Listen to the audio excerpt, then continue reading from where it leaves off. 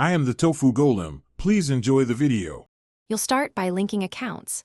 Sign in to Apple Music on your iPhone or Android and confirm the subscription is active because Google Home streams via your account. Once done, open the Google Home app on the device that's on the same Wi-Fi as your speaker. This lets Google discover the speaker and services.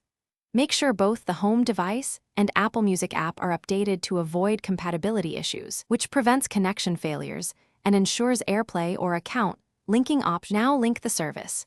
In Google Home, go to Settings then Music, and you'll see Apple Music as an option. Select it to begin linking. You'll be redirected to sign in with your Apple ID and approve any two-factor prompts, so have your phone ready. Once authorized, set Apple Music as the default music provider if you prefer hands-free playback. This connection lets Google Assistant send playback commands to Apple Music rather than falling back to another service, reducing command ambiguity. Finally, test playback. Say, "Hey Google, play song or playlist on Apple Music," and include the speaker name to target devices precisely. You can control volume, skip tracks, and ask for lyrics. Use explicit names to avoid confusion with other services. If playback fails, make sure Apple Music is still linked in Google Home, both devices are on the same network, and reauthorize the account if needed.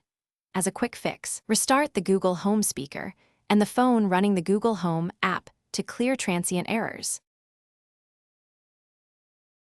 Thanks for watching. Consider subscribing if we helped you today.